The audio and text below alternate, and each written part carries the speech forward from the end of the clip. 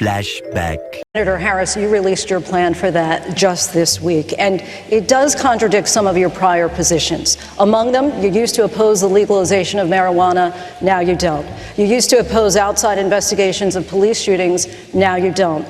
You've said that you changed on these and other things because you were, quote, swimming against the current, and thankfully the currents have changed. But when you had the power, why didn't you try to effect change then?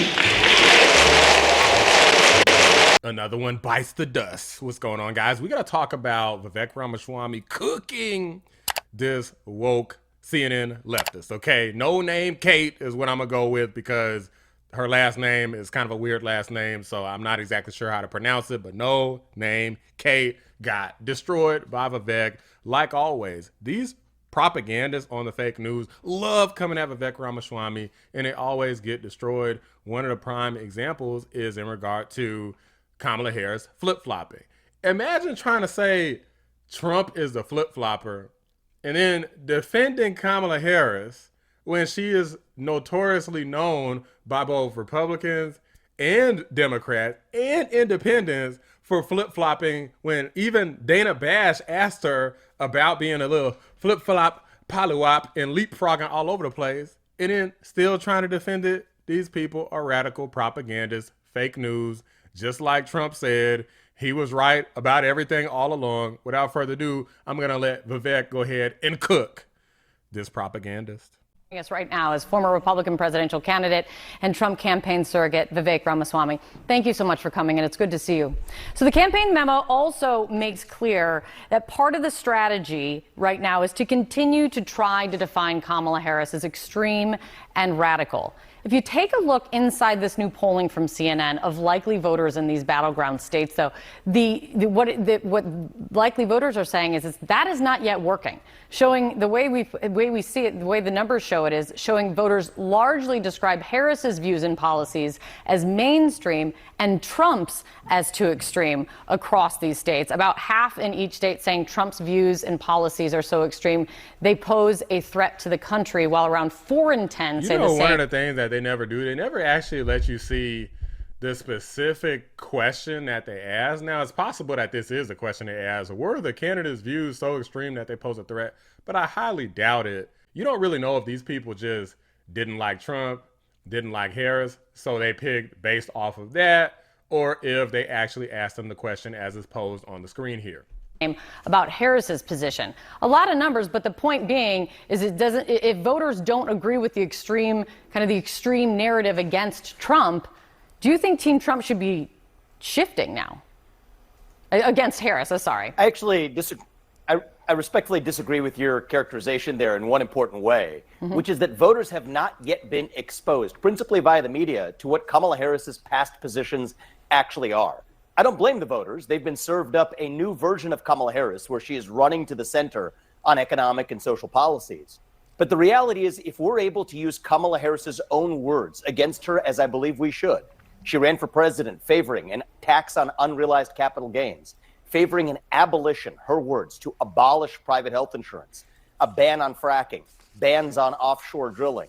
These are the kinds of policies that absolutely are not mainstream for most Americans. And this is where I do think the debate will be useful. I do think that greater media scrutiny of Kamala Harris, hopefully with more sit-down interviews than we've had so far, will be helpful.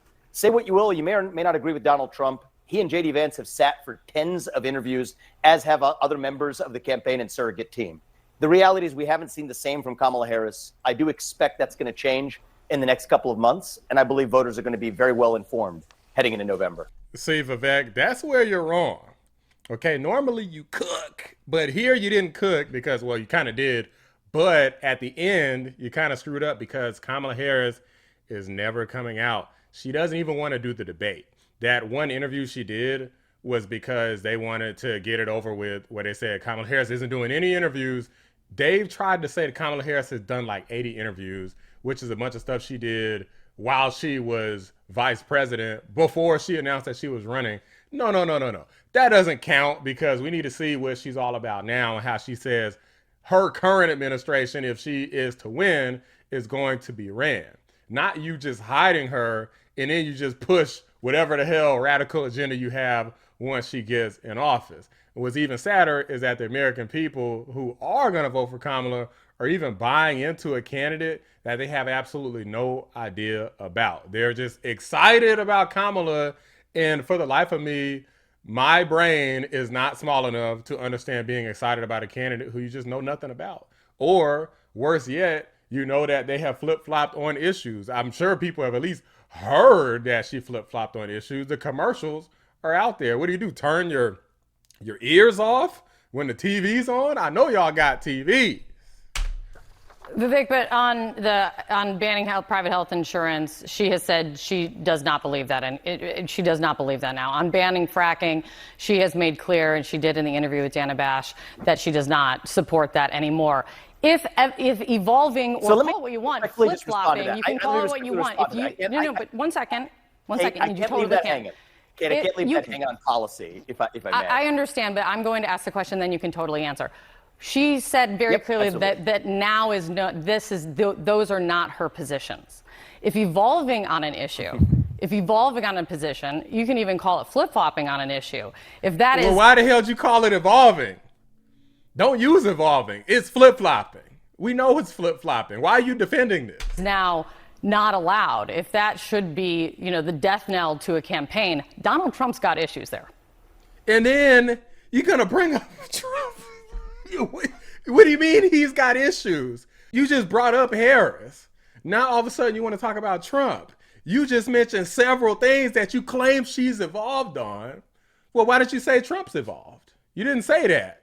You're trying to imply that Trump's a flip-flop. As soon as you want a negative connotation, you see how she talked about Kamala, she said, well, she's evolved. And then when she brought up Trump, she's like, oh, well, Trump's got some issues. If you want to say flip-flopping, Trump's got the issue. It's like, what the hell is this? So look, the reality is Donald Trump's been clear about his policy positions. With Kamala Harris, I want to be specific about this, though. Actions speak louder than words. When you brought up some claims about Kamala Harris. I want to finish that discussion. She said she didn't favor a ban on fracking now. The reality is she was one of the strongest proponents of that ban, so much so that when she was in California, she sued the Obama administration over granting fracking permits. She didn't just favor the abolition of private health insurance. She was a co-sponsor of the bill with Bernie Sanders as a U.S. Senator for Medicare for All for Americans. The reality is, when you think about the Green New Deal, she was the chief proponent, not just as a co-sponsor of the legislation, but going further and saying she would end the filibuster in the Senate to ram that through. So the reality is she can say what she wants to say now. Those are actions she has taken. Is someone allowed to evolve? Of course they are, but she deserves to explain exactly why she's changed those positions, exactly what her position is. If it's not a ban on fracking, what exactly is it? What exactly is her healthcare plan if she no longer favors abolishing private health insurance, which just 4 short years ago when she ran for president, she did? Why would she explain any of this when she's got these fake news propagandas covering for her? Look at no name Kate over here covering for, like, you see, she kept opening her mouth like she just desperately wanted to chime in. And I'm like, yo, you're getting cooked, lady. There's nothing that you can say. She's evolved on the issue. She just evolved. I don't understand how the fake news, how does this pass as news? How does anybody watch CNN and call it fair and say that it's unbiased? It makes no sense. And that's the kind of scrutiny that's been missing. I think Donald Trump has received plenty of scrutiny, and I give credit to him for sitting for hostile interviews that Kamala Harris has not.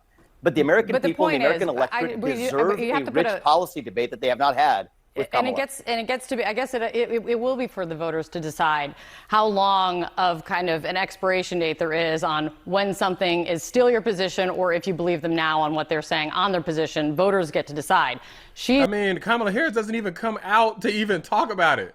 Trump is out there like almost every day. Trump has a town hall today. He's out there every day, him and J.D. Vance. Tim Walz and Kamala Harris are hiding. They won't debate. What are you talking about? Don't you dare say that they're one and the same, or that Trump has the issues. I'm so tired of these propagandas. She said that her position has evolved on that.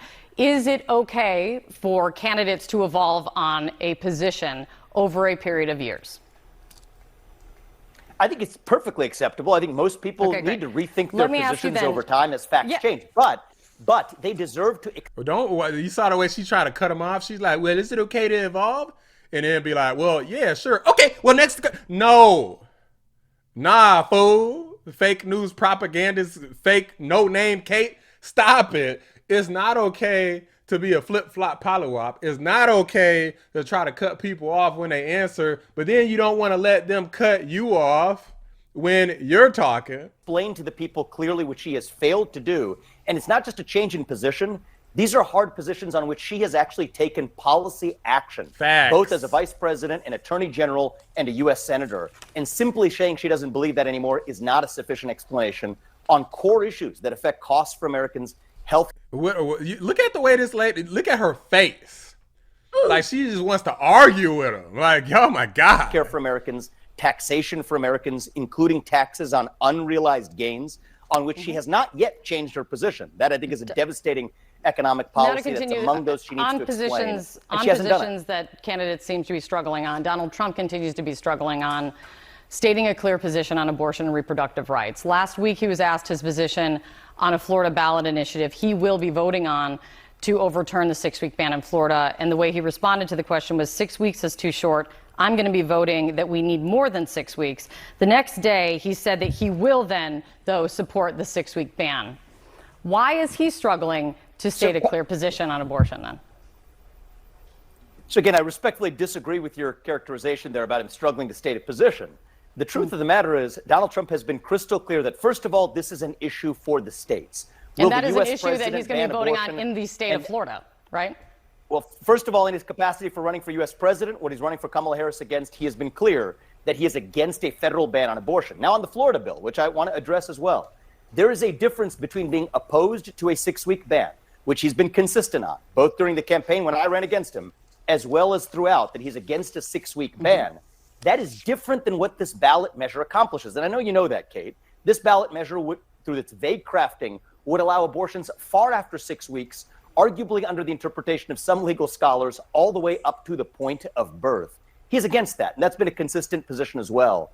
So I do think this attempt by Democrats and its politics, so you'd expect it, to conflate an opposition to a 6-week ban with somehow being in favor of a ballot measure that actually would allow for far more than that, is, I think, sophistry. And the job of voters, I hope they do it, is to see through that, even if it's served up to them in the media. You can't conflate those two things, and I don't think that's an inconsistency with all due respect. Their goal is desperately to try to... It's just a whole I know you are, but what am I campaign? Kamala Harris steals Trump's policies. Whenever she does wrong, she says, well, Trump's doing it, even if it makes absolutely no sense. She tries to demonize him when he does things correctly, like the Golden Star families invited Kamala and Biden and Trump to Arlington. Kamala didn't go. She tries to use the fact that Trump went against them instead of just going and actually supporting those families whose children she got killed. Instead of going to support them, she just tries to make it this big negative anti-Trump thing. Trump's using their deaths for a political campaign. Why didn't you show up, Kamala? Why did they die in the first place? No accountability, a bunch of lies, a bunch of gaslighting. It is pathetic as hell. This is like, the level of annoyance is outstanding. It's outrageous. Things you also can't conflate is on the issue of, and I've heard this time and again, of accusing, of saying that Democrats in putting this on Kamala Harris is, saying that they're going to be able to, as you mentioned, up to the point of birth or execute a baby after birth. That you do agree that is illegal in all states. That's not an issue. Is and should be illegal, except for when you look at the vaguely drafted statutes that are now expanding in these ballot measures. And I think that's the debate we ought to be having in this country, is an honest debate at the state level. And where I give Donald Trump a lot of credit, this was my position during the presidential campaign as well, is that this is an issue for the states in a post-Dobbs world. I think Roe was correctly overturned. I think most Republicans agree on that. This is now an issue for the states. And I know that Democrats want to make this a core issue, but the reality is it's not a presidential issue anymore. It belongs to the states. Kamala Harris has wrongly characterized and wrongfully stated, I think in this case I'd call it an outright lie, saying Donald Trump would sign a federal abortion ban when he's been clear that he's against a federal position on this issue. And I think voters deserve that kind of clarity. One thing we do also know is that voters, not Democrats, say that abortion is an important issue in this election as well. But as you said, it's for the Democrat voters say it's an important issue in this election. Let's get that right. The voters now to decide, and much more to learn after the debate coming up next week. Looking forward to hearing your thoughts on that. Thanks for coming on. What a freaking waste of time, man. What a waste of time. Vivek, like, yo, these people, they don't say nothing bad about this whole interview. Did you hear her criticize Kamala one time? One time. She didn't criticize Kamala at all. She just defended and tried to gaslight and cover for Kamala, saying, oh, she evolved on those issues. She clearly says she doesn't support banning fracking and removing you from your private health insurance and gun confiscation anymore. But Trump is a real flip-flopper. He's flip-flopped on abortion. These people are liars. They lie about everything. How do you lie like this? I don't understand it. I don't get it. If these people have to know that what they're saying is false, how much are they paying you? There's no amount of money that I'm going to be paid to just sit up here and just lie to y'all every day. Ever. This is freaking crazy, man. Let me know what you guys think. Vivek, he did good work. The only thing I got to get him on is him saying that Kamala Harris is going to do more interviews. She's not, man. The strategy is in full force. Voting starts in, like, I think in some cases, like next week. It's September. Early voting starts in September, so it's going to start this month. Kamala Harris ain't coming out of the closet. She wants to ride that excitement, the wave of joy and all of this nonsense. That's all she wants. She wants to vote. She wants the power. She wants to win. She don't give a damn about all of that. What are my policies? If they cared, then policies would have been posted on that damn website a long ass time ago. They don't care. They care about winning. That's all the Democrats care about. They don't care about keeping us out of war, protecting our families, our children, just keeping us safe in general. They don't care about crime, don't care about the economy. They don't care about illegal immigration. They care about none of that. If they did, if they cared about that stuff anywhere near as much as they cared about winning the election, this would be the most perfect country on the face of the earth. But they don't care about it. They care about power and control. That's why we need to make sure they get their ass kicked this November. Stay ready. Keep your head on a swivel for what I'm calling doomsday, because September 10th is going to be the day when Donald Trump finishes Kamala off once and for all. Stay tuned. Drop a like on the video. Subscribe to the channel if you're new. I appreciate y'all watching the Black Anomaly Rising channel. I'm out. How should voters look at some of the changes that you've made? Because my values have not changed. My values have not changed.